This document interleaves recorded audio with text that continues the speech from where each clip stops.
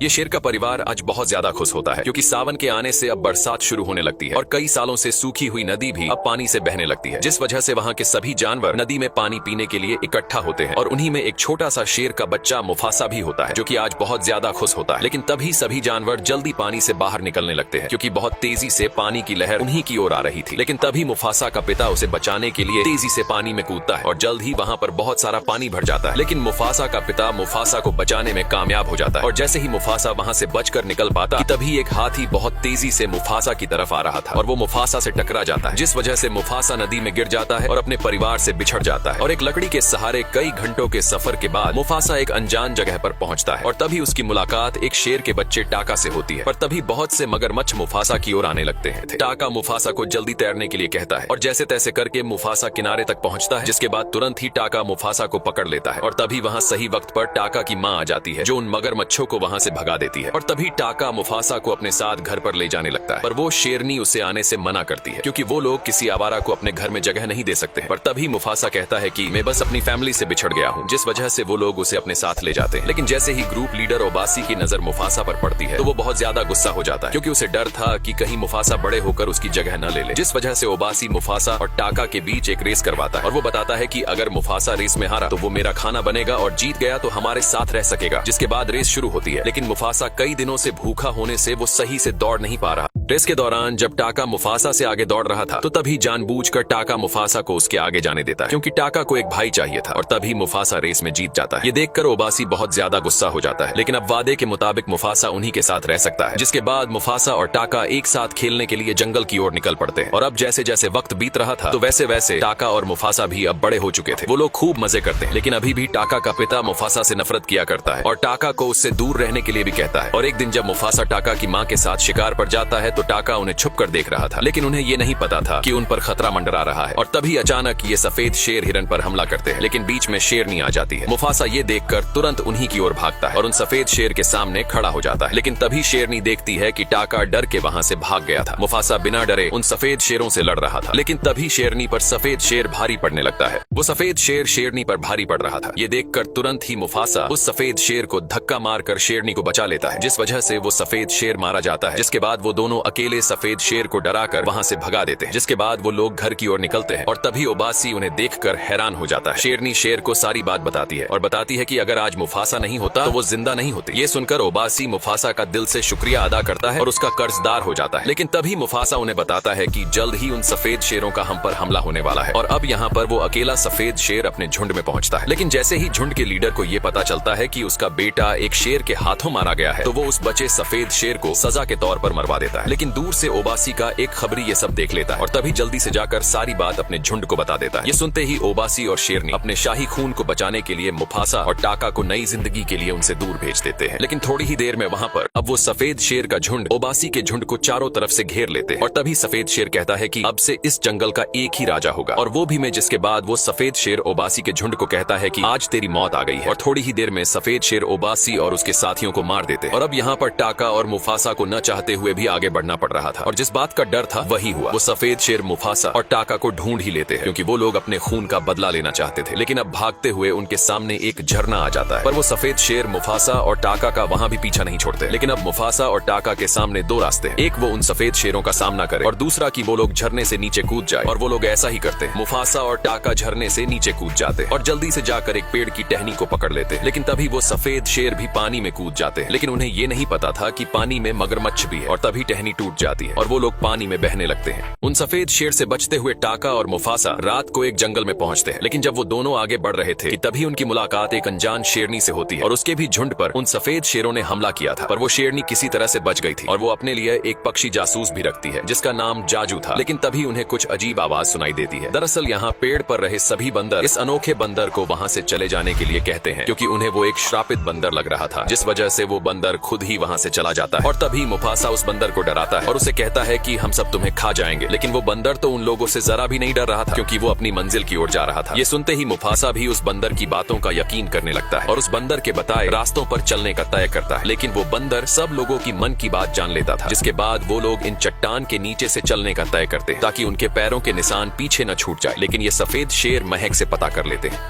Mufasa का झुंड जब घाटी के बीच से गुजर रहा था तो तभी टाका उस शेरनी को अपनी रानी बनाने का सोचता है, क्योंकि टाका अब उसे पसंद करने लगा था। और तभी मुफासा टाका को बहुत से तरकीब बताता है और उस शेरनी की तारीफ करने के साथ उसकी सभी बातों को ध्यान से सुनने के लिए भी कहता है। मुफासा की ये तरकीब काम कर जाती है, जिस वजह से शेरनी और टाका की अच्छी दोस्ती होने लगती है। लेकिन तभी घाटी खत्म होते ही उनके सामने बहुत सारे हाथी आ जाते हैं जो कि कहीं पर जा रहे थे। पर तभी जाजू उन्हें बताता है कि वो सफेद शेर यहाँ तक भी पहुंच चुके हैं। सफेद शेर काफी होशियारी से उन्हीं की ओर आ रहे थे और तभी मुफासा कहता है कि हम इन हाथियों की मदद लेंगे। लेकिन तभी वो शेरनी एक जबरदस्त तरकीब लगाती है। वो जल्दी से जाकर पेड़ पर लगे एक मधुमक्खी के छत्ते को नीचे उन हाथियों के बीच गिरा देती है, जिस वजह से वहाँ पर हाथियों की भगदड़ होने लगती है। और तभी शेरनी पेड़ से नीचे हाथियों के बीच गिर जाती है। लेकिन तभी वो एक हाथी से टकराकर वहीं पर ही बेहोश हो जाती है। ये देखकर मुफासा तुरंत ही शेरनी की ओर भागता है और यहाँ टाका छुपा हुआ था। अब वो सफेद शेर जल्द ही मुफासा के झुंड के पास पहुंच जाता है, लेकिन हाथियों की भगदड़ में वो जरा भी नहीं टिक पा रहे थे। और तभी मुफासा शेरनी को बचाने के लिए भागता है, लेकिन हाथियों के भगदड़ की वजह से वो सभी चट्टान टूटने लगते हैं, जिस वजह से सफेद शेर का झुंड अब आगे नहीं जा सकता था। और अब मुफासा भी वक्त रहते उस शेरनी को भी बचा लेता है, लेकिन वो सफेद शेर दूसरे रास्ते के लिए निकल जाते हैं। और तभी ये बंदर एक पेड़ की टहनी के साथ नीचे गिरता है, जिस वजह से उसे एक नया हथियार मिल गया था। और अब थोड़ी ही देर बाद वो शेरनी होश में आ जाती है। लेकिन तभी मुफासा जानबूझकर कहता है कि तुम्हारी जान टाका ने बचाई है। ये सुनकर शेरनी टाका का धन्यवाद करती है, जिसके थोड़ी ही देर बाद वो लोग अपने मंजिल की ओर फिर से चल पड़ते हैं। वो लोग सूरज की ओर बढ़ रहे थे, लेकिन अभी भी मुफासा का अतीत उसे सपनों में परेशान किया करता था, जिस वजह मुफासा रफीकी की मदद लेता है। रफीकी मुफासा को खुद पर भरोसा रखने के लिए कहता है, जिसके बाद वो लोग आगे बढ़ने लगते हैं। लेकिन बर्फ में चलने के कारण उनके पैरों के निशान पीछे छूट रहे थे और सफेद शेर उन निशानों का पीछा न कर सके, इसलिए मुफासा जाजू की मदद लेता है। वो जाजू को अपने पंखों से निशानों को मिटाने के लिए कहता है और जाजू काम के लिए मान भी जाता है। जाजू पहाड़ पर जमी बर्फ को नीचे गिराकर पैरों के निशानों को छुपा देता है, जिस वजह से सफेद शेर का झुंड बीच रास्ते में भटक जाता है, क्योंकि उन्हें मुफासा के झुंड के पैरों के निशान अब नहीं मिल रहे थे। और जाजू ऊपर से ये सब देख रहा था, जिसके तुरंत बाद ही जाजू ये खबर मुफासा को जाकर देता है। मुफासा उसे शुक्रिया कहता है, लेकिन तभी शेरनी मुफासा को धन्यवाद करती है। ये देखकर टाका नाराज हो जाता है और वो वहाँ से जाने लगता है। और अब जल्द ही रात हो जाती है। मुफासा शिकार के इंतजार में होता है, पर तभी वहाँ पर शेरनी आती है और वो मुफासा से कहती है। शेरनी मुफासा को बताती है कि मुझे सब कुछ पता चल गया है। तुम ही हो जिसने मेरे बालों की खुशबू से उन फूलों का पता लगा लिया था और उन हाथियों की भगदड़ में भी तुम्ही ने मुझे बचाया था। मुफासा बार बार ये सब गलत साबित करने की कोशिश करता है और कहता है कि ये सब टाका ने किया है, लेकिन अंत में मुफासा पकड़ा जाता है और शेरनी को सब सच पता चल जाता है। टाका दूर से ये सब देख रहा था और अब ये दोनों एक दूसरे के साथ थोड़ा समय बिताते हैं, जिस वजह से उन दोनों के बीच अच्छी दोस्ती हो जाती है। लेकिन टाका ये सब देखकर बहुत गुस्सा हो जाता है, क्योंकि टाका उस शेरनी को पसंद किया करता था, पर मुफासा से उसकी दोस्ती हो जाती है। और तभी टाका कहता है कि अब से मेरा और मुफासा का रिश्ता खत्म। और बाबा सही कहा करते थे कि आवारा कभी भी धोखा दे सकते हैं। और उसी दौरान टाका गलती से एक बर्फ की चट्टान से फिसलकर नीचे की ओर गिर जाता है। लेकिन तभी टाका उन्हीं सफेद शेर के झुंड को देखता है। पर तभी टाका उन्हीं सफेद शेर के पास जाता है, क्योंकि वो उनकी मदद करना चाहता था। लेकिन उन सफेद शेरों को टाका पर जरा भी विश्वास नहीं हो रहा था।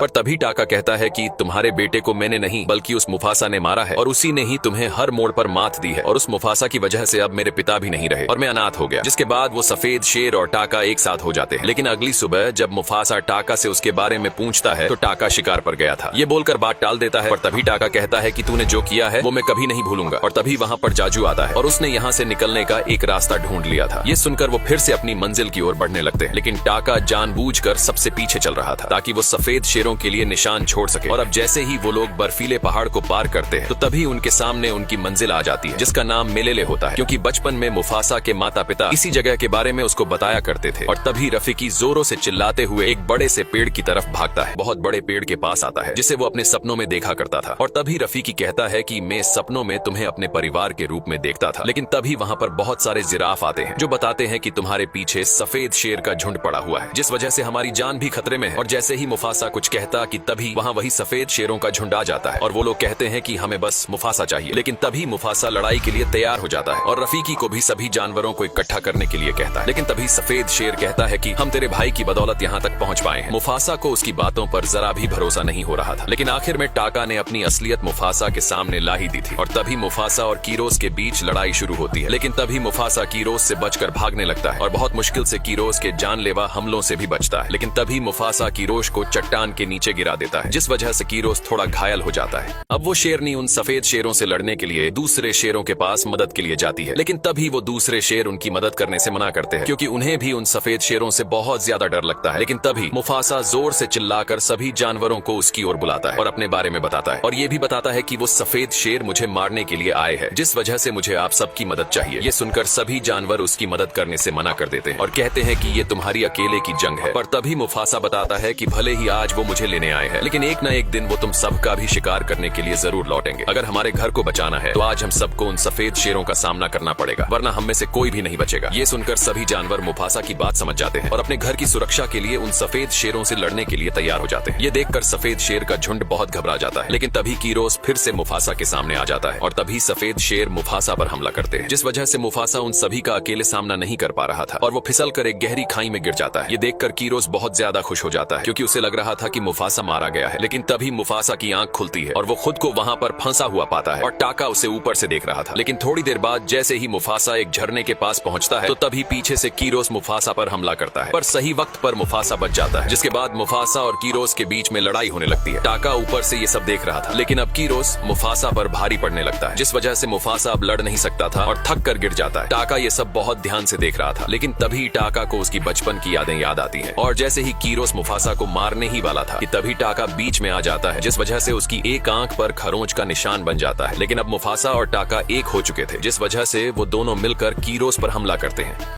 अब मुफासा और टाका मिलकर कीरोस से लड़ने लगते हैं और जैसे ही कीरोस के साथी उन शेरनियों पर हमला करते कि तभी अचानक से जमीन कांपने लगती है और जब वो लोग लड़ रहे थे कि तभी ऊपर से एक बड़ा सा पत्थर नीचे आ गिरता है, जिस वजह से जमीन टूट जाती है, जिसमें मुफासा और कीरोस गिर जाते हैं। पर टाका सही वक्त पर बच जाता है, लेकिन पानी के अंदर भी कीरोस मुफासा पर हमला कर रहा था। पर तभी एक और बड़ा सा चट्टान टूटकर पानी में गिरता है। मुफासा उस चट्टान को देख लेता है, लेकिन तभी कीरोस फिर से मुफासा को पकड़ लेता है। पर तभी मुफासा चालाकी से कीरोस को धक्का मारकर उससे दूर हो जाता है, जिस वजह से कीरोस उस चट्टान के बीच आ जाता है और मुफासा बच जाता है, जिसके बाद मुफासा ऊपर की ओर तैरते हुए जाता है और तभी टाका उसे अपने पंजों से पकड़ लेता है, जिसके बाद टाका मुफासा को खींचकर पानी से बाहर निकालता है और तभी वहां पर शेरनी भी आ जाती है। टाका शेरनी को देखते हुए वहां से चला जाता है और अब मुफासा और शेरनी एक साथ उस जगह से बाहर निकलते हैं। लेकिन तभी वो सभी जानवर मुफासा को मेलेले का राजा बोलने लगते हैं। लेकिन तभी मुफासा कहता है कि हम सब एक है और सब लोग सर उठाकर जिएंगे। और तभी रफीकी कहता है कि तुम्हारा कोई इंतजार कर रहा है और तभी मुफासा तेजी से भागता है, जिसके बाद उसकी मुलाकात एक शेरनी से होती है और ये कोई और नहीं बल्कि मुफासा की ही माँ होती है। वो लोग एक दूसरे से मिलकर बहुत ज्यादा खुश होते हैं। लेकिन तभी वहाँ पर टाका आता है, जो कि मुफासा से माफी मांग रहा था। जाजू टाका को बेदखल करने के लिए कहता है, पर तभी मुफासा कहता है कि जब तक मैं यहाँ का राजा हूँ तो तब तक टाका यहाँ पर रह सकेगा। लेकिन मुफासा कभी भी टाका का नाम नहीं लेगा, जिस वजह से टाका अपना नाम स्कार रख लेता है और अब मुफासा मेलेले का राजा बन जाता है। दरअसल ये कहानी रफीकी मुफासा के बेटे शिम्बा की बेटी कियारा को सुना रहा था, क्योंकि ये कहानी सिम्बा के पिता की थी, क्योंकि सिम्बा अपनी पत्नी को लेने गया था और तभी सिम्बा कियारा के पास आता है और तभी वहाँ पर उसकी माँ भी आ जाती है और कियारा का एक छोटा भाई भी होता है और यहीं पर इस मूवी की एंडिंग होती है।